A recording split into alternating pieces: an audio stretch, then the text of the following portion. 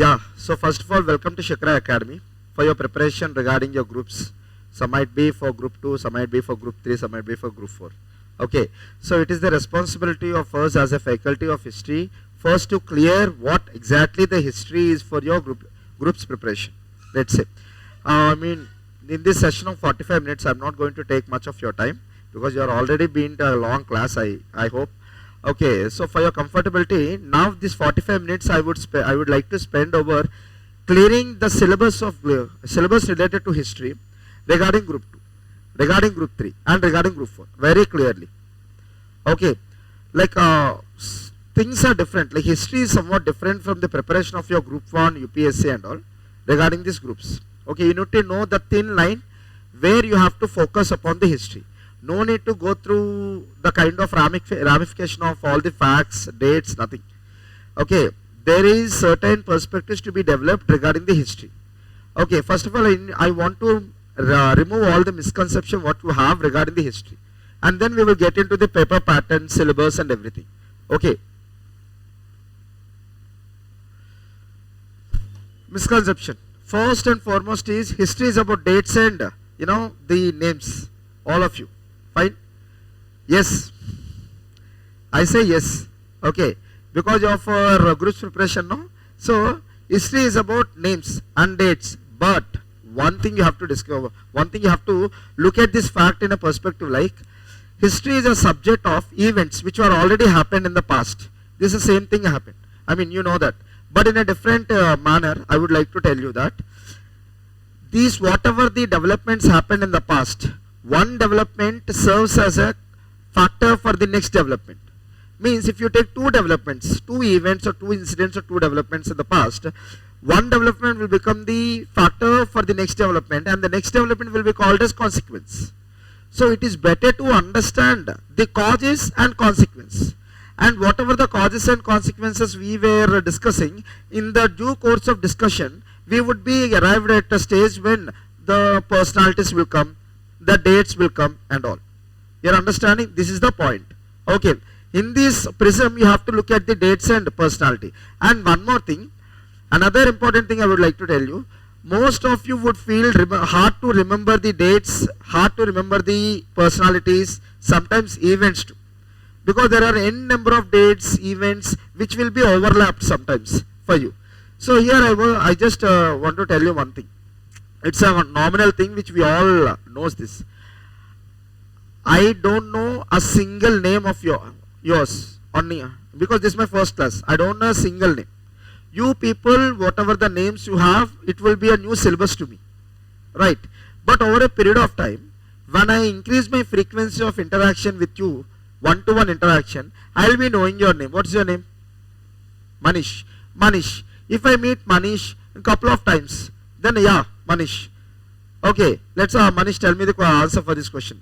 Let's Samex tell me the answer for this question. Okay, in that way I will be habituated with the remembering of the names.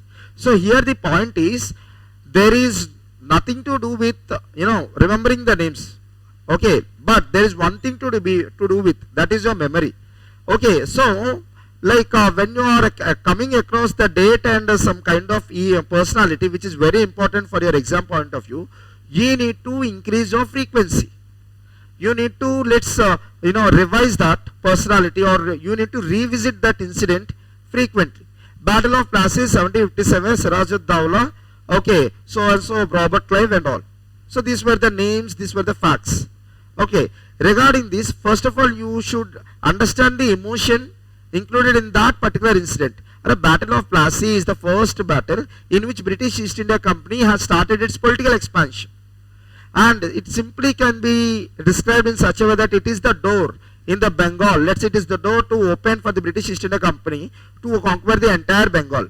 And after the Battle of Plassey, with the policies of the Britishers, the Bengal was used, the riches or the wealth of the Bengal was used by the British East India Company to annex the other parts of the Indian subcontinent without spending a single penny from their pocket. This is the emotion. When you get connected to the emotion, okay, and then when you revisit the facts more than twice or thrice, things will be comfortable to you. This is what I want to tell you. One. Second misconception is, history syllabus is very vast. Yes, very vast. Yes. Okay. But the point is, see, I don't want to say no, it's not like that. No, see, it's yes. But the way you have to see is different, because here whatever the syllabus mandated by either group 2, 3, or leave about 4, that's a different case. Group 2 and group 3, the history has been like mandated for you to go through the Indian history and Telangana history. You are understanding? Okay. Indian history and Telangana history. In this case, history is all about, developments or events, right? Past events, right? So, let's say you need to understand one important thing, which is a very important or pivot point regarding the history, learning history. The thing is, one incident can be described in many manifolds. Let's say, for example, an event, let's say, what can we do? World War, all of you know World War I, right? World War I happened in between the, which years? Very good, 1914 to 1918. Okay, next also I want to hear the same sound, okay, when I ask the questions. Cool. So 1914 to 1918. So because of World War I, okay, lots of consequences has been erupted after 1918 that eventually led to the Second World War. Okay, you know this perspective. But here, what is your subject to learn is, what are the political impacts created by World War I? What are the social impacts created by World War I? World War I is an incident. It's an incident or phenomenon happened in the past. What are, let's say, economic impact created by World War I, and the cultural or religious impact created by World War I. See, one particular event that was happened in the past is creating multiple dimensions of impacts. You're understanding? This multiple dimension study or analysis is making you to feel history is vast. Sir, I know the event. I know the event called Battle of Plassey happened in 1757. But what was the political, consequences? The Nawab of Bengal has lost their sovereignty and they become puppet or dependency over the British East India Company. Whereby, okay, politically the British East India Company has got an edge where they introduce a new system of administration called dual administration. Okay, we will be discussing about all this later. The point is, political impact is there. Social impact. Okay, like the British East India Company has started to introduce certain liberal, progressive, western social elements, like increasing the representation to women, one, by opposing the age-old practices which are derogatory against the women, like sati, because the British have have legislated the Regulation 17 in 1829 by abolishing the sati practice, right? So those were the social impacts created by the British East India Company establishment itself as a political paramount power here. So social impact. Economically, it's literally ruined the Bengal economy and literally we became a colony. Okay, becoming a colony, like for example, all of you are from Telangana, right? Because you're aspiring for Telangana State Public Service Commission. To make you to clear what is exactly the colony is, like you people have aspired to get a separate state of Telangana, which your aspiration fulfilled on February 18, 2014. Yes? Okay, congratulations. At that time I did not tell you, this time congratulations to all of you. But the point here is that why your demands or agitation has been started since away from 1969? Because you greatly believed that whatever the promises has been given to Telangana people as a part of the gentleman agreement, okay, before Telangana state, that is Hyderabad state getting merged with the Andhra state, okay, those were not fulfilled. Those were not fulfilled. So, here what happened? Most importantly, you started to raise your voice against that we are deprived of the opportunities related to employment first. Okay. Next, the kind of water resources, financial resources, Neelu, Nidulu, Niyamakalu, a very famous slogan, right? So, like you started to feel that, we the Telangana people were not considered by the Andhra ministers, and most importantly, whatever the resources pertaining to Telangana that should be used for you people, those were diverted for the advancement of this coastal Andhra and Rayalaseema people. That was your perspective. And you feel that your resources are not being used for yourself, for your development. Yes? That is called colony. That is called colonization. A country, when it lost its sovereignty, when it lost its control over all these spheres, and whatever the resources generated out of these spheres were used for the benefit of a foreign state, that is called colonization. You are understanding, right? So obviously Indian economy started to decline, where agriculture became commercialized, where they want raw material. Since that was why they compromised our food grains, throwing us into the starvation deaths, and they started to grow the commercial crops. Our age-old handicrafts, which used to enjoy greatest demand in the European markets, were declined because of the free trade policies. So these were the economic consequences got created. Religious or cultural, obviously the British East India Company started to send the Christian missionaries to inculcate the values and faith revolving around Christianity. They feel that it was the Christianity which will civilize us. No matter whether we have already civilized through IVC or Vedic civilization, they feel that Indians are barbarians, not civilized. It was the white man's burden, where out of Christianity, it is the responsibility of the English people to make Indians to civilize. That has created a religious or cultural consequences. So here, for group 2 and group 3, you need not to go through the political consequences, economic consequences. Why? Why? Because in the syllabus it was clearly stated, okay, from the point of paper 1 and paper 2, which is each 150 marks for your stage 1 of group 2 especially, that is socio-cultural history of India. Remember, socio-cultural history of India. You're understanding? So you can eliminate political history and economic history. Every one of us began to talk about the political history, let's say, okay, or economic history. No need, it's time waste, because no question will be arrived for you, because that was not mentioned in the syllabus. Like if you consider this is the same line being pertinent to your previous group 2 notification or the previous group 2 notification under AP. Same socio-cultural history of India. There if you figure out the previous year's questions, all the questions are either asking on the basis of social conditions or social consequences or cultural consequences. You understood, right? Okay. So let us eliminate this vast history, a part of this vast history in the form of political and economic, and we will concentrate over socio-cultural. This is the thin line I told you that you should focus.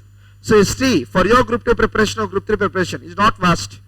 There are 2 headings you have to take care. Clear? Okay. So what exactly the social conditions, sir? Or what is exactly this cultural conditions? First of all, let us have a subheadings. Okay. And then what you have to learn regarding them, you can understand. Of course, in the classes, I am going to provide you the class, the perspectives, the facts, and also the handouts for every class so as to make your job very easy and comfortable. Okay. But your job is to revise it. Your job is to, like, I have a bad habit in the class. Means in the middle of the class, I'll be keeping on asking the questions. Okay, to wake up your interesting, to make you to interest, to feel interesting, and to make myself feel organic. That was why I'll be asking the questions. But I'm sure that the questions which I have asked definitely will be known by you. Until and unless you have a good revision, you can't answer me. Okay, if you have a doubt, you have your so-called old friends, you can ask them. So the point here is that, like, whenever we were discussing, okay, I will be asking you the question where you will get the answer. That is where the first revision will happen, and you have to be very sure. You have to be coherent with me. You are understanding?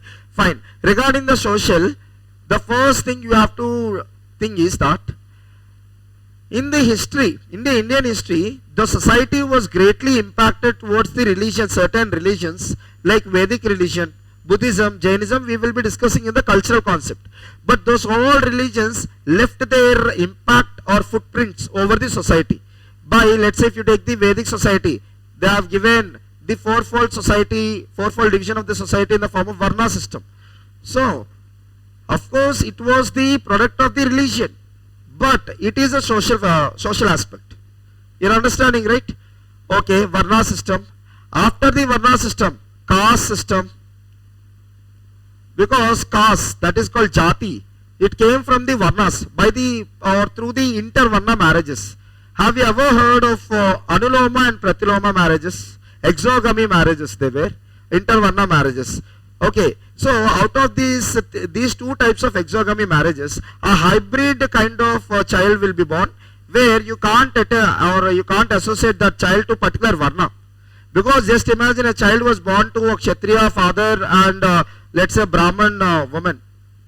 So the child belongs to Kshatriya or Brahman? Most of the things, patriarchal society is a Kshatriya, we will say. But to be clear, that the child will not be appreciated to be as a part of the Kshatriya society, where the society of Kshatriyas will not accept it. So that resulted, an emergence of a new concept that is called jati or caste. Now you got it right. So with this, probabilities are many more, permutation and combinations are more, because you have 4. So that has resulted in the emergence of or proliferation of different castes. In this way, caste system. And what is the status of women? Okay. And what is the status of Sudras? Slavery or untouchability? So, in the history, within different concepts ranging from ancient, medieval, modern history, that might be Indian history or that might be the Telangana history, what are the developments to these all? Let's say for example, both Indian history, Telangana history, common topic is Satavahans. Satavahans, common topic. What is Satavahan social conditions to Varna system? Is Varna system is there? Yes, Satavahan's Varna system is there. Even though the Vedic religion is the Indo-Gangetic plain ka development, but it has brought to Dakshinapad, that is called Deccan, during the time of Satavahans, by Apabhramsa Muni, whereby the Vedic religion inherent or integral feature of Vedic religion is Varna system. But here the Varna system in the Dakshinapad under Satavahans was different, with the original Varna system being practiced in the Indo-Gangetic plain. What was the difference? Your understanding? Who were the rulers who have greatly patronized towards the status of women in Satavahans, status of Sudras in Satavahans, whether there is a slavery or untouchability during the Satavahans? Satavahans is not about learning about what the political achievements have done by Satakarni one, or let's say Gautamiputra Satakarni. No, that was not required for you. Okay, but the achievements by the Gautamiputra Satakarni, where he has introduced the concept of metronomics, where adding his name to his mother's name, using his mother's name as a prefix to his name, that is called metronomics. Okay, that development is important. You are understanding? Patronizing of Buddhism, even though Mr. Gautamiputra Satakarni title was Eka Brahmin, that is Shrestha Brahmin, he was a Brahmin. But in order to please the people who were majorly, they were following the following the Buddhism, so he too patronized the Buddhist, let's say monks, and he used to donate the villages for the purpose of building the Buddhist cave structures like viharas and stupas and chaityas. You need to know that one. Okay, no need of what the political conflict happened between the Satavahans and Shakas. No need of that, because it's out of your syllabus. In this way, you should be very particular. The best way to prepare for your examination is be very particular, because many of you might be a kind of job holders, might be the people who have less time, the women especially will be having less time. So in this concern, you have to deal with many more subjects. So don't waste your time on the unnecessary dimensions of every subject, because each and every subject has its complete structure in which you have to focus on. That is my simple thing. You are understanding? Here, social culture. Social ho gaya na? Cultural. What exactly the cultural aspects consist of?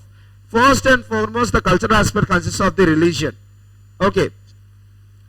India is a country of diversity where the people follow different religions, from the ancient period. But interestingly, people will be following different religion, but the king is a pattern of one religion. You are understanding? King is a pattern of one religion where people will be following different religion on their own choice. Sometimes king would be tolerant to other religions, or sometimes like Pushyamitra Shunga, like Mihir Kula, these kind of people, these kind of kings will not be tolerant towards the other religions. You are understanding? So here, every chapter page, after this discussion I will be discussing the chapter wise the concept. Syllabus I am going to discuss. Every chapter page, what is religion today in that chapter. That is important. What kind of religions, what are the religious developments happened. Next after that, architecture. Architecture. In Indian history, mostly architecture is a concept which is associated with a religion. Why? Because see, let's say architecture related to the Vedic religion which was reformed into Hinduism, temple architecture. Architecture related to Buddhism, Jainism, cave architecture. You are understanding? Cave architecture. So whatever the physical structures we have, mostly they have associated with the religious characters. So we will be discussing about the kind of architecture, okay, related to different rulers. And there was a change regarding, especially in this architecture, when it comes to medieval period. Because in the medieval age, like in the most cases what we would think medieval age is of Islamic rule. There was an Islamic conquest of Indian subcontinent where mostly they have introduced certain composite elements which are different from the traditional religion or traditional architecture. So you need to know about what exactly the architecture under different rulers, whether it would be the Hindu king, whether it would be the Muslim king. You understand the architecture. After architecture, you have art. See, arts, okay, are almost 64 in nature, but in the history, you should be careful about the art related to first sculptures, because we all people who are greatly associated with a religion, we believe in idol worship. So for worshipping, for offering our devotion, we need a sculpture. Yes, so it was the Indian history which produced a great amount of experts, sculptors, let's say, okay, who have their expertise in making different sculptures, different idols of different deities. Okay, in this way, in the art, we will be talking about the sculpture and the three schools of sculptures especially, that is the Madura, Gandhara and Amaravati school of sculptures and their tenets, and after that, paintings. Paintings. Nowadays, the paintings we will be having the paper, we will be having the canvas to show our, interest of paintings, to draw the paintings. But in those days, don't expect that. Fine. So in those days, the people use the walls to paint. Fine. Whatever the pictures they want. So initially, the people used to live in the natural caves, whereby, right, I'm talking about the Stone Age. So if you go back to the Stone Age, especially in the Mesolithic age, the second part of the Stone Age, where the human being, his basic job is to find the food, have it, sleep. For the purpose of time pass or some kind of navigation, he started to do the paintings, line paintings like this on the walls of the caves, and these paintings were called as petroglyphs. Petroglyphs. You are understanding? In exam, you will be referred as, the term petroglyphs refers to cave paintings or paintings on the walls of the caves. That's it. So here the matter is, you need to get habituated with this term, petroglyph. You need to revisit that one. You are understanding? Simple. So from the walls of the caves, okay, the paintings have been started, and those paintings have advanced in such a way that the paintings completely, the different colors were used, different structures were used. In that way, the wall paintings were called as mural paintings. Mural paintings. So what are the contributions of different rulers, okay, to these mural paintings especially? Okay, and after Gupta age, the paintings has got a very important transformation, that they have shifted from the walls of the caves to the paper in the form of miniature paintings. You are understanding? What are the contributions of especially the Islamic rulers to the miniature paintings, or Rajput schools of miniature paintings? We will be discussing paintings. So both sculptures and paintings are the most important things under the art. Next is language and literature, comes under the cultural development. Languages and literature. Okay. So languages include script also. So India is a country where a wide variety of languages have been used. You know the story, right? But there are certain historical languages, like you have Sanskrit, you have Tamil, you have Telugu, you have Pali, you have Prakrit, whereby those languages were greatly patronized by different rulers. Okay, so if you take a concept, let's say today is Satavahans. What is the state official language? Prakrit. But they do often patronize the Sanskrit because lots of Sanskrit literature has got into emergence. Okay, even 13th, let's say Satavahana, Kuntala Satavahana has officially declared his state language is Sanskrit. Right. So in that way, you will be knowing about what are the languages and its developments in the form of literature. When it comes to this concept, literature, you will find many more books, okay, and records written by different authors.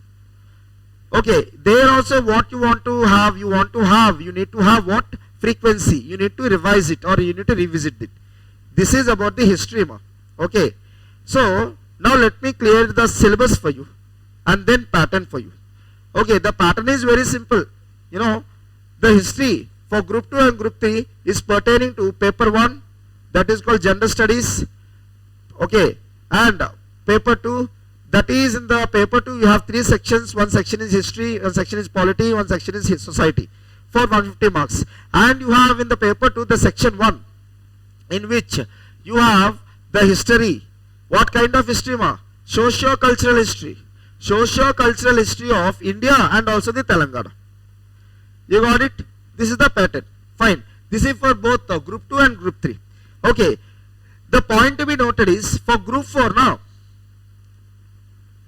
you don't have this kind of paper 2. You will only have the paper 1, which is 150 mark, which is GS, Gender Studies, in which you need to know about the history, that is Indian history, not socio-cultural history, modern history. Modern history with emphasis on Indian National Movement, INM, Freedom Movement. That was the syllabus of Indian history. Again, Telangana history also not socio-cultural Telangana history. It's a kind of history of Telangana. And most importantly, he has written that history of Telangana and its heritage. Again, what do you mean by heritage? Again, this cultural aspect only. This all comes under the heritage. You're understanding? So, our job from tomorrow for the next of, I don't know whether you will be having my history class soon, immediately, because I was engaged with other of the batches. So, when I come to your class, our batch is, our job is very simple. Taking each and every topic, okay, separately. What is its social history? What is its religious history or cultural history? Discussing, giving you the handout, refer it. I'll be asking you the questions and I'll be referring to the previous year's questions of group 2 of both APPSC and TSPSC, and then I'll make your job simple. But you have to revise after that. You're understanding? Every topic-wise handout will be provided to you, where 90% is enough. Okay? And my last suggestion for you to clear this examination is, this exam pay, what you have to deal with after sitting or after going to exam center, after sitting in the exam hall, MCQs. MCQs only. You need not to take any kind of description or descriptive answers, right? So, you need to deal with the MCQs. So, one and only mantra for the clearing this examination is very simple. Complete your topic-wise concepts. Have good handouts, which is very informative. Revise it. As much as possible, solve the MCQs. Solve the MCQs as much as possible. That is the only thing, because see, ultimately after going to the examination hall, nobody will ask you whether you have taken the coaching in Shikara Academy or whether you have taken the class of history or not. Okay, he will simply give you the question paper on your face and he will ask you to answer the MCQs. That's it. And that's the job.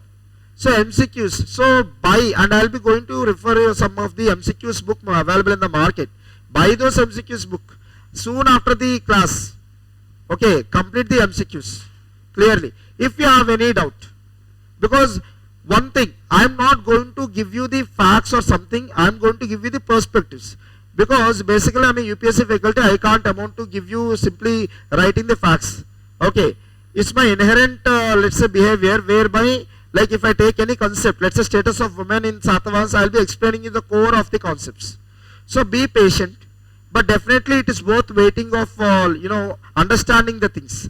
Because one thing, when you are taking an MCQ, you all people should have a capability. What is that, An MCQ will make you to select one option out of the 4 options. You should be capable enough to choose one option in such a way that you should have a subject or judgment why you are choosing that as a correct answer.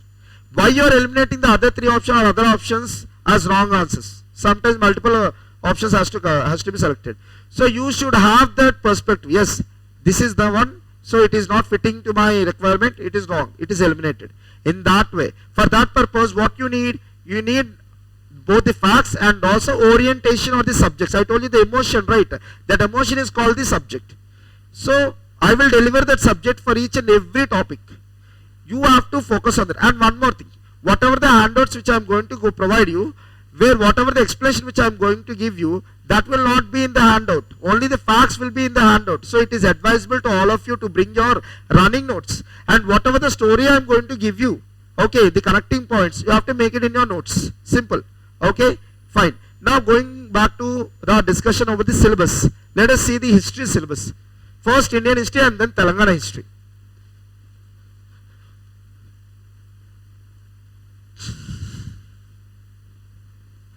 Okay.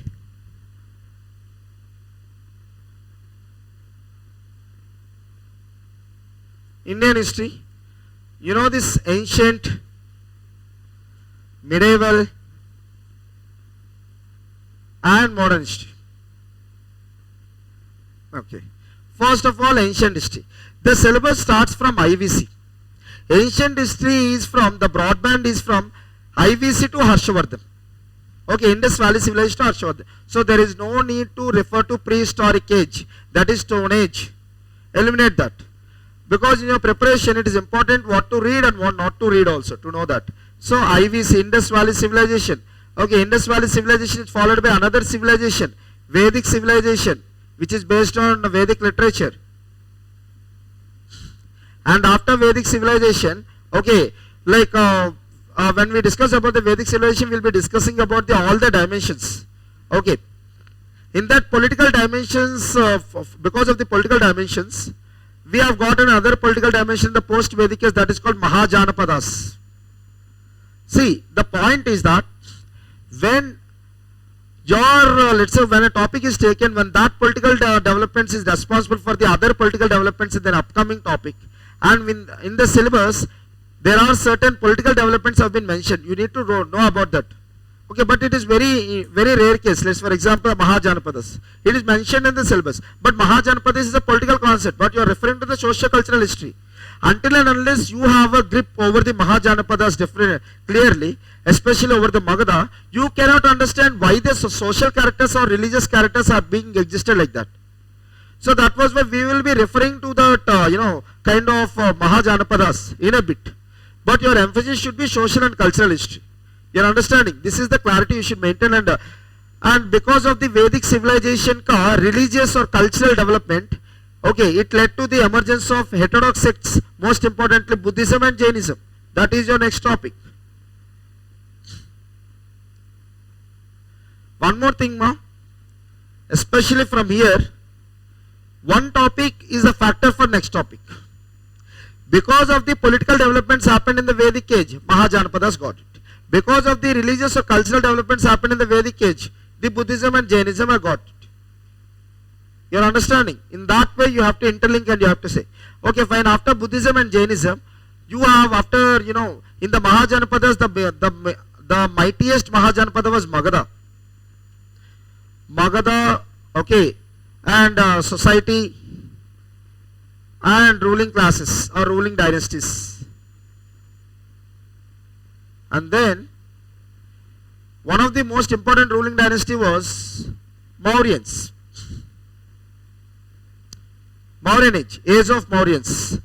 But age of Mauryans, you will be learning this age of Mauryans along with the first invasion, first foreign invasion happened to Indian subcontinent. It was the Persians who firstly invaded us. Okay, so after Persians it was the Greek. From Greek, a Macedonian warrior called Alexander the Great has came and he invaded. So it was happened simultaneously when Mauryans are escalating to the power, dethroning the Nandas of Magadhas. So first invasion. In total in history you have 4 invasions. This is the first invasion. First in foreign invasion. Okay. Next. After the Mauryans, again, post-Mauryan age. See, in your ancient history, the longest topic for the discussion is post-modern age. Seriously, you know why? Because let me use this space. Post-modern age. You need to learn the post-modern age developments in 3 phases. One is in the Indo-Gangetic and Northwest India. After Mauryan age, what happened to the to the society, to the culture, to the political structure of Indo-Gangetic plain and Northwest India? One phase. Now we are using Deccan. Hyderabadi people belong to Deccan. Okay, because it is a Deccan plateau, Telangana plateau. The ancient name of Deccan was Dakshinapat. So what happened to Dakshinapat after Mauryans? That is the second phase. Deep South India, again you will be having the territory at the mouth of river Kaveri, right, known as Tamilakam, present day Tamil Nadu. That was certainly different. Okay, you have to differentiate India in 4 parts. Let's treat me as India map. Northwest India. Okay, Kashmir, that is my Uttar Pradesh. My Uttar Pradesh to Bengal, this is entirely Indo-Gangetic plain. Okay, upper Gangetic plain, middle Gangetic plain, lower Gangetic plain. Okay, this is the second phase. This is the first part. This is the second part. My abdomen is my Dakshinapat. Okay, where you will be having the Karnataka on the western Deccan and the Andhras in the eastern Deccan. And down, my thighs are the kind of southern India, whereby you are having the Tamil Nadu and Kerala. You are understanding? Here the point is that, like the whole India, these 4 parts or 4 let's say territorial parts have been classified because of the difference they have in their culture, difference they have in the political structure, difference they have in the concept of society. Because for example, Buddhism and Jainism you will find, okay, in the Northwest India initially. Later on it got into the Indo-Gangetic plain, whereby Northwest India no Buddhism and Jainism. Indo-Gangetic plain. Again the Buddhism and Jainism has travelled to Dakshinapat. But this Buddhism and Jainism are unable to get their place in the south. Vedic religion, Indo-Gangetic plain, where it got under the Satavahana period, Dakshinapat. And the same Vedic religion has got into the south. But whatever the Vedic religion impact over the society, that is Vedic society, was completely different. Like for example, see, in the Vedic society in the Indo-Gangetic plain, both women and Shudras were heavily discriminated. Where it comes to this Dakshinapat, you will find the highest importance given to women. See, highest importance given to women, which is opposite to the conventional Vedic religion. And also highest importance given to Shudras also, because they were allowed to take the agriculture. And over a period of time after Kakatiyas, who came? Rachakonda and Devarakonda in the those are the Velamas in the Telangana history. Who are they? They were the Shudras. See, Shudras became the rulers. Actually, according to the typical Varna system, is there any chance of Shudras becoming the ruling dynasty? No. Either Brahmins or Kshatriyas, they were the 2 Varnas. Okay, they used to take over the ruling class. So the Shudras were empowered. When it comes to the south, deep south, the same Vedic religion was there, but they have not given utmost importance to Varna system. They have not taken care, they have not considered the Varna system. Instead of considering the Varna system, what they have done, they started to transform the Vedic religion into either Shaivism or Vaishnavism. Whereby, talking about Shudras and women in the South India, by the time of medieval history where the Bhakti movement will be discussing, in the Bhakti movement both Alvars and Nayanars, most of these saints, these Alvars, Vaishnav saints, Nayanars, Shaiva saints, are most of them were the Shudras only. And you have like women saints also. So in this way, culturally the whole 4 parts are different, right? And this northwestern part is heavily disturbed by the political disturbances. Heavy political instability was there in the northwestern part, where the frontiers of northwestern part was nowhere guarded by any of the rulers in the history. That was why it is subject to repeated invasions, starting from the Persian invasion. First 3 invasions, that is firstly Persian and Greek invasion first, and next in the post-modern age, that is in the Indo-Gangetic plain, you have seen the second set of invasion in the form of Indo-Greeks or Bactrian Greeks, the Shakas, the Parthians and the Kushans, the Kanishka. Second set of invasion happened through Northwest India. And third set of invasion has happened in the medieval age, that is Turkish expedition. Turkish expedition or Islamic conquest. How come the Muhammad Ghazni and Muhammad Ghori came from? Through the northwest only, right? Okay, if you take the Muhammad Ghazni, he raided us 17 times. Through the northwest channel only, crossing the the Jhelum river, okay, entering into the Punjab. And if you take the concept of Gori, he consolidated his first Islamic empire in the northwest India only.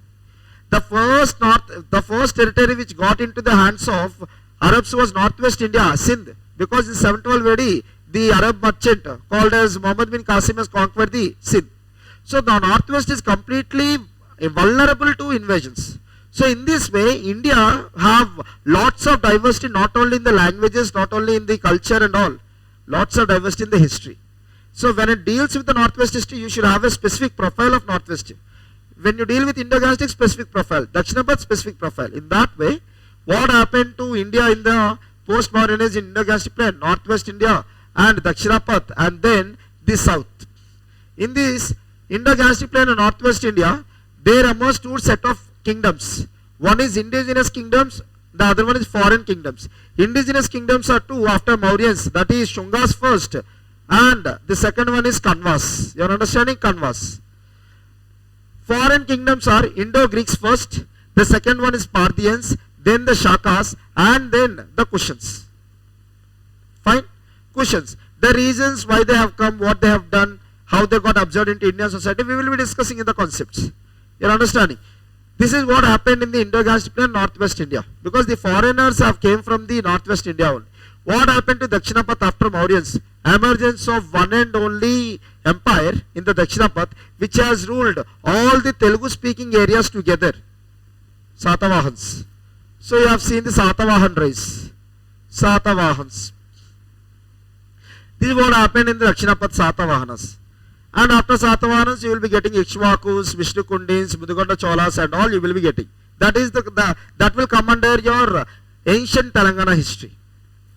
In the post-modern age. And in south, what you got? You got two things. One is megalithic culture. So what is megalithic culture? In simple terms, in the whole of Indian history, you have known the Stone Age, right? That is a prehistoric age. Stone Age. Okay. Where consider the same prehistoric age of Stone Age for the South Indians also. That is megalithic culture. You are understanding? And after megalithic culture, we will be discussing about the Sangam age. Okay, where the developments happened in this age was completely dependent upon the source of a different documents called Sangam literature.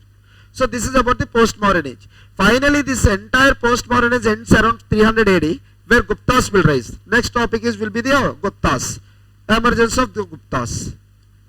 Okay, from around 300 AD to 550 AD, the Gupta reign was happened. So Guptas in the north and Vakatakas in the Dakshinapad. We will be discussing about these two. Guptas and Vakatakas. And during the Guptas and Vakatakas, lots of transformation has been got into social profiles and cultural profiles. Socially, the position of women was degraded. Why? Because it was the Gupta age where the people have given utmost importance to temple architecture because of the revival of Hinduism. Temple architecture. So there should be someone to take care of the temples, right? If it is a Vishnu temple, Devadasi system. If it is a Saiva temple, Jogini system. Whereby women were exploited here. Women rights were violated here. You understand? So that was why status of women was decreased. When it comes to art now, so art of let's say poems, not many scholars you have got in the court of Chandragupta, to the greatest among the Gupta, who is also hailed as Vikramaditya. He has 9 scholars in his court, called as Navaratnas or 9 jewels. They were Kalidasa, okay, and the Amarkosha, Varaha Mihira, Vararuchi, all these people will come under this. You got it? So Guptas and Vakatakas, and again last topic here is the post-Gupta age. The post-Gupta age. This is the last topic. What happened after Guptas? Especially what happened after Guptas in the Indo-Gangetic plain. The post-Gupta age, which was clearly stated, that is in the Indo-Gangetic plain.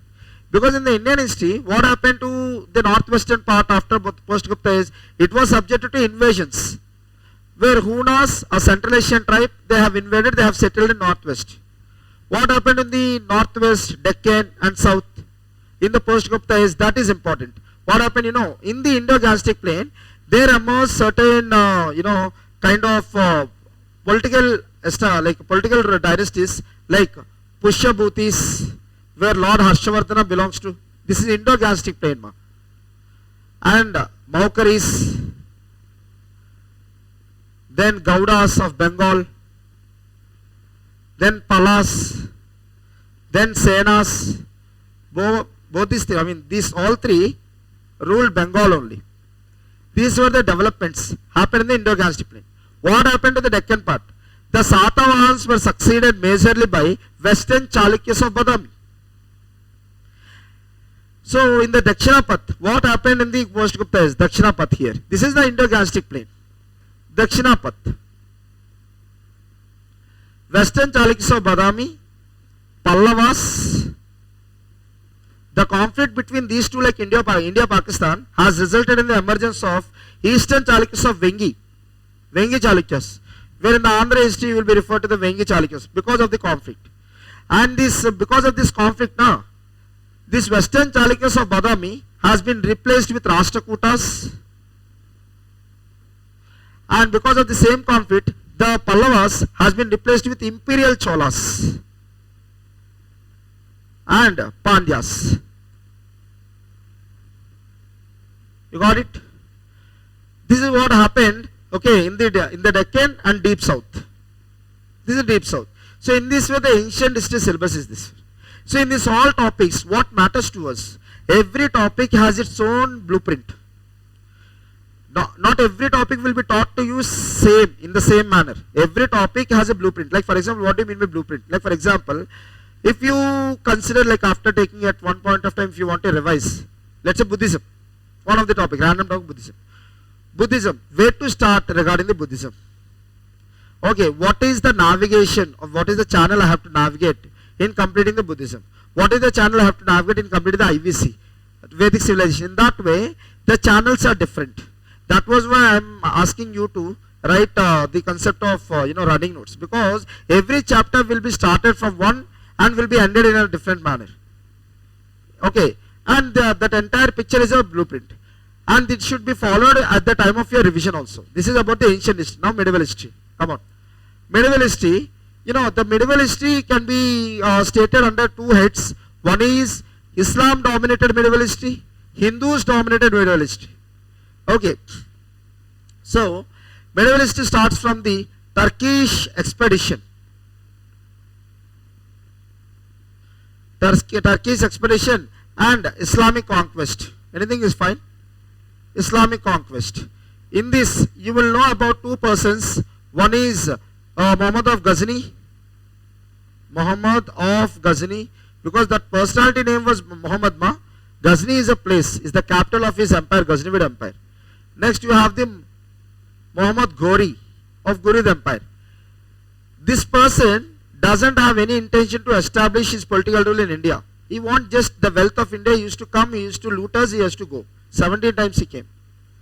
Muhammad Ghori, unlike Muhammad Ghazni, both are not brothers. Okay, don't put any kind of relation. Both belong to different ages. He belonged to somewhere 1000 AD, he belonged to 1200 AD, 1100 to 1200 AD. So Muhammad Ghori was the first Islamic ruler who aspires to establish an Islamic empire in India. In this way, northwestern parts like Multan, Sindh, Peshawar, Punjab, they were got under the control of Muhammad Ghori. By the time of 1000 AD means it's the post-Gupta age. Where in the post-Gupta age, what is happening in the Indo-Gangetic plain? Indo-Gangetic plain, these all rulers are at the verge of decline. They were internally fought and nobody could able to emerge as a superpower. And finally, by the time when Muhammad Ghori arrives in India's subcontinent, okay, the Indo-Gangetic plain, especially Bengal, was under the control of Senas, where one of the general and also slave of Muhammad Ghori, namely Bakhtiyar Khalji, he was sent by Muhammad Ghori to Bengal, and the last ruler of Sena, that is Lakshman Sena, was defeated in the hands of Bakhtiyar Khalji. In that way, Bengal for the first time, to which Islam was introduced. You are understanding? In that way. And another general of Muhammad Ghori, called as Qutbuddin Aibak, he was given whatever the northwestern territory he has acquired. You are understanding? After the death of Muhammad Ghori, he declared independence and he established what? Slave dynasty. With the establishment of slave dynasty by Qutbuddin Aibak, okay, the era of, means the second chapter, where is that, the second chapter of medieval history, that is Delhi Sultanate, has started. Where it was, kind of 1206 AD to 1526 AD. Almost 326 AD, 26 years have been held under 5 dynasties: the slave, the Khilji, the Tughlaq, the Sayyid, and the Lodis. We will be discussing about the socio-cultural developments under these all kingdoms. You are understanding? And thereafter, the last Lodi ruler called Ibrahim Lodi was defeated in the hands of Babur, who came from Kabul. In the first battle of Panipat happened in 1526 AD. And then after defeating the Ibrahim Lodi, Babur, what he has done? He has established a Mughal empire, the great Mughal empire. Mughals. This was the medieval history of the northwestern Indo-Gangetic plain. Then what is happening in the Deccan region? That's a different story. Deccan region, now. Again, let's go back to Khilji. Khilji time of Delhi Sultanate. You know, Khilji, whenever we talk about the Khilji, what was the personality? Who was the personality we remind of? Alauddin Khilji. Obviously, Alauddin Khilji, famous one. See, Alauddin Khilji has a slave, in turn promoted to general, namely Malik Kafur. How many of you have seen Padmavat movie? Malik Kafur will be there. Okay, so it was the Malik Kafur was sent by Alauddin Khilji to the south to launch an expedition. Whereby at that time the south, especially our territory, was under the rule of Kakatiyas. The last ruler, Prataprudra II, was ruling this the Telangana territory. The point is that Mr. Malik Kafur have launched an expedition against the Dakshinapat and also South India, and he has conquered all the territories. But one thing to be remembered, that Mr. Alauddin Khilji has clearly instructed to Malik Kafur not to directly annex or not to establish a direct rule of Delhi Sultanate over those territories, because Mr. Alauddin Khilji, he clearly knows that it was impossible for him to sit in Delhi and to look after the administration of South and Dakshinapat. That was why he made those all rulers as feudatories to accept the rule and to pay regular tributes to Alauddin Khilji. That's it. But this perspective was opposed or denied by the famous ruler from Tughlaq, Muhammad bin Tughlaq. Infamous, of course, unfortunately. Okay, so he want to rule these all Dakshinapat and South India directly, shifting the capital to Daulatabad or Devagiri in the Deccan region. This has annoyed. They already established feudatories in South India. One thing I just want to tell you, it was during the time of Alauddin Khilji where the Dakshinapat and the South India came under the political influence of Delhi Sultanate. Whoever the nobles present in the Delhi Sultanate, will they stay quiet or will they migrate to the Dakshinapat and they act as feudatories to the Delhi Sultanate? Definitely they will migrate and they will be acting as the feudatories. In that way, when it comes to time of Muhammad bin Tughlaq, he has announced, he has declared his decision to change the capital to the so-called Dakshinapat. It has annoyed the nobles, the Muslim nobles. And these Muslim nobles, they started to revolt against the decision of the Muhammad bin Tughlaq, and that revolt has produced a new kind of Muslim empire in Dakshinapat, that is called Bahmani Sultanate. That is your next topic. Okay, Bahmani Sultanate. So Bahmani Sultanate. Now we understood, right, how the Bahmani Sultanate has got into existence. And at the same time, simultaneously what is happening, Kakatiyas were declined, right? Why? Because Muhammad bin Tughlaq, in order to establish his direct rule over the Satavahans, what he has done, he has captured last ruler of Kakatiya, Prataprudra II, and of course while he was taken to Delhi, he committed suicide. That's a different story. But Kakatiyas were declined. Kakatiyas were declined and a political vacuum was created in the Deccan region, that is the Dakshinapat, but it was not completely fulfilled by the Bahmani Sultanate. Okay, because of his inherent limitation. So the other part of the Deccan, where the political vacuum was created by Kakatiyas, was fulfilled by Vijayanagara Empire. So here, how the Vijayanagara Empire is the next topic. Vijayanagara Empire. So the conflicts of Vijayanagara Empire and Bahmani Sultanate, where they were the arch rivals, it resulted in the 5 Deccani Sultanate. Okay. In which one of the Deccani Sultanate was Golconda. Golconda, right? Golconda, let's say Ahmednagar, Bidar, Beerar, Bijapur. So, Golconda, history of Golconda will be the medieval history of Telangana history. You are understanding? So, the Golconda was ruled by first Qutub Shahis. So, starting your Telangana medieval history, Qutub Shahis. Later succeeded by Asaf Jahis. Starting from the Nizamul Mulk to last ruler Mir Usman Ali Khan. Last Nizam. We will be discussing. In that way, those were all connected. You are understanding the connecting the dots? Cool. So, after discussing this, the last topic of the medieval history is Bhakti movement and Sufi movement. Because what is happening in the Vedic religion, which was introduced in both the Dakshinapath and South India during the time of Satavahans, the Vedic religion has sought to reformation, transform. What are the demerit points like discrimination against women, Shudras, animal killings, ritual practices, all were abolished. In place of that, ritual practice, you want to get moksha. You mean before you have to perform the rituals, but this time no rituals. You want moksha, devote. So, through the means of the bhakti, you can just get the moksha. Okay, there is no more any kind of discrimination showed against the Shudras and women, which we have discussed earlier. In this way, a reformation has led to the bhakti movement. Vaishnavism separate bhakti movement led by Alvar, Shaivite separate bhakti movement led by Nayanars. That was the point. What is the means or what is the necessary for the emergence of Sufi movement? Sufi movement, because the point is, if you consider the entire history of the Islamic history, all were the conquests, annexations, violence. Okay. So a Sufi saint is saying that violence, violence, violence. I hate violence, but violence loves me. So that was why it is the time to remove the violence from the concept of Islam. Because one point of time Islam as a religion, it became an extremist religion, violent religion, because of these developments. That was why Islam is not about violence, it is about peace, it is about brotherhoodness, solidarity. Okay, so in this way they have got into the Sufi movement. In this way, the Indian history, the last topic of the medieval history, that is Sufi movement and Bhakti movement. This is about the medieval history. And of course the modern history starts from the arrival of different Europeans to India for the purpose of trade. That is called advent of Europeans, modern history, modern Indian history. Okay, so advent of Europeans, whereby starting from Portuguese. First Portuguese came, then Dutch came, then the British, then Denmark, and finally the French. Finally both French and British were survived at loggerheads, 1-1. Finally British also has, what it has done, it has eliminated the French through 3 Anglo-Carnatic wars or 3 Anglo-French wars. That will come under the part of British conquest of India. After this advent of Europeans, conquest of India, and under this chapter you will be having first British conquest of Bengal.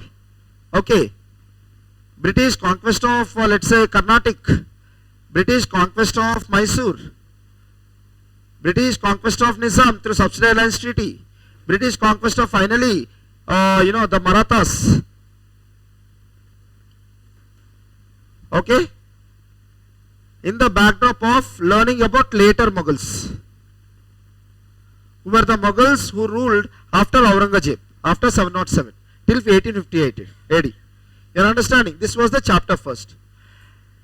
Now finally British conquered India and they started to rule India by different policies, impacting again social and cultural dimensions. Okay, what are the British administrative policies, social policies, economic policy, most importantly in the form of land revenue settlements. 3 land revenue settlements we have, economic policy. That was another chapter. We the Indians cannot tolerate towards the policies of British, especially the political policy of British, especially the doctrine of lapse by Dalhousie. The peasants cannot tolerate the concept of imposition of heavy land taxes, okay, through their land revenue settlements. Okay, the artisans cannot tolerate the kind of what the free trade policies have been pursued by the Britishers, leading to the decline of handicraft industry for them, becoming jobless. You are understanding? So in this, all these different sections, even the tribals have not entertained the British policy of driving away from their establishments, who they feel very secure and divine. All these people are completely disappointed with this British, and finally after discussing all these policies and reactions, finally we will be discussing about the revolts. Revolts or uprisings, peasant revolts, tribal revolts, civil uprisings, these 3. Okay. After this, the Great Revolt of 1857. With the Great Revolt of 1857, the concept of British East India Company rule was ended, and the concept of British Crown rule was started. And I already told you, for the Group 4 aspirants, most importantly, you have to know the modern history with the focus over the Indian national movement. It was during the time of British Crown only.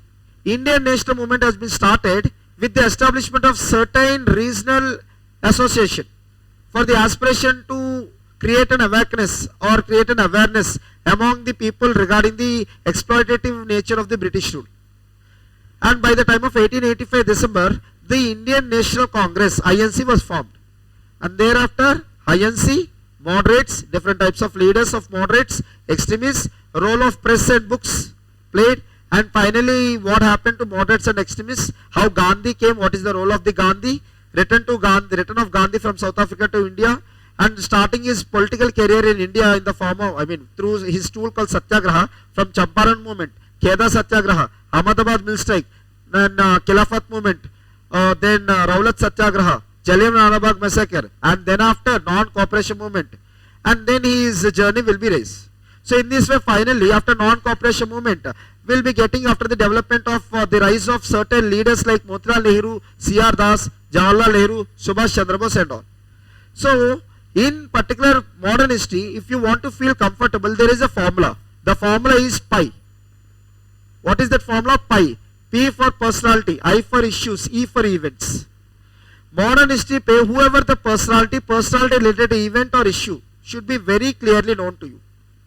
Okay, if you follow this formula, 90% of the modern history of facts will be in your fingertips.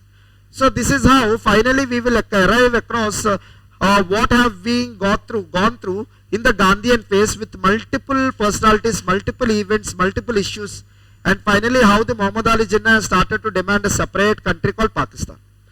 And how these British have given us the independence to us by partitioning us, by dividing us, and finally integration of princely states. With this, your so-called topics of entire Indian history will be completed. Okay, a bit lengthy, but don't worry, we will be particular one by one. Your understanding? Last, give me 2 minutes so that I will complete the syllabus of Telangana history. Okay, again the same thing. Telangana history can be divided into ancient, medieval and modern. Okay, medieval, modern.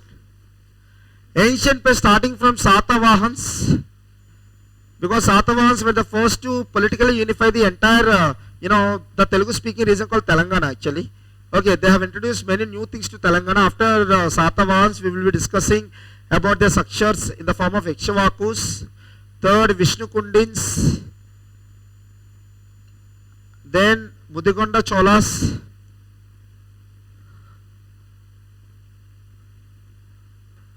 and in the medieval history, you have the Kakatiyas first, very very important topic for your Telangana history. After Kakatiyas, you have the Velama rule in the form of Rachakonda and Devarakonda.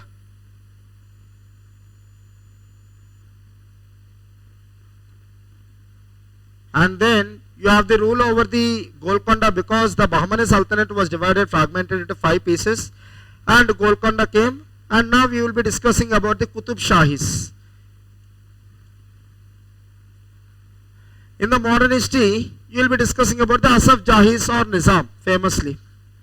Okay, in the modern history, Asaf Jahis discussing from Nizamul Mulk to last Nizam called Mir Usman Ali Khan. And after discussing about every Nizam, we will be discussing about the reforms introduced by Salar Jung I. Very, very, very important topic. Salar Jung I reforms. And after that, there are certain social conditions prevailing in Telangana during the modern time, during the Nizam. Okay, such as let's say Jogni system, Baghela system. Okay, so which are completely, in the Baghela system, what will happen? A tenant will be taking a loan from the landlord. Until he clears his loan or the debt, he will be working as a bonded labor to the landlord. You got it right in that way. So we will be discussing about all the social evils. Obviously, when the social evils began to be realized, began to be, let's say, publicized by different personalities, we will be discussing about them. Definitely, it will lead to socio-religious reform movements, right? As if like in the modern history, we will have the socio-religious reform movement soon after the British East India Company has got an exit. First social religious reform movements and then freedom movement.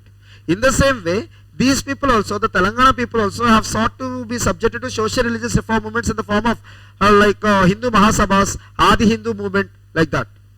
And then they will be awakened, they will be it is a situation where the creation of awareness will happen among the lower trodden or downtrodden section of the society, how they are discriminated or exploited. Then they started a revolt, right? So in these revolts we will be greatly discussing about the Telangana armed peasant revolts against the Nizam private army called Razakars. Okay, finally that intensifying that revolt, it led to the let's say merging of the Hyderabad state, that is in the Nizam Hyderabad state, into Indian Union on September 18th 1948. You are understanding? So till then the Telangana history will be completed. What happened after the September 18, 1948, the starting of the military rule under J.N. Chowdhury and M.K. Vellodi and all the people, the history will be coming under the Telangana state formation. Okay, that is the subject, separate module you will be having. So this is everything about the history which is before you for your preparation, for your examination. Is it clear all of you? Okay. So I will help you out in taking up one-to-one concepts, making you clear, helping you out with handouts and questions. The only thing is to be regular for my classes. Second thing is that whatever the handouts and questions which I am going to give you, which I am going to ask you to refer, please revise, revise, revise. Third one is be active in the classes by answering my questions. You got it? Thank you so much for your time. Okay, see you, all the best for your exam. See you guys. Bye.